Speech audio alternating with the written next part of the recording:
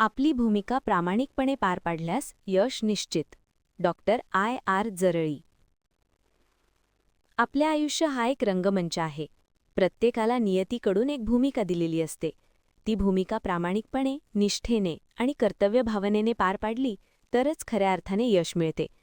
असा हृदयस्पर्शी व प्रेरणादायी संदेश हलकर्णी येथील यशवंतराव चव्हाण महाविद्यालयाचे इंग्रजी विभाग प्रमुख डॉक्टर आर जरळी यांनी दिला.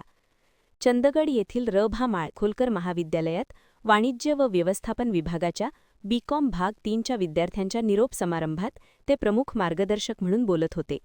आपल्या ओजस्वी आणि विचारप्रवर्तक भाषणातून डॉक्टर जरळी यांनी विद्यार्थ्यांना जीवनातील खऱ्या मूल्यांची जाणीव करून दिली. अध्यक्षस्थानी महाविद्यालयाचे प्रभारी प्राचार्य डॉक्टर डी गोरल होते.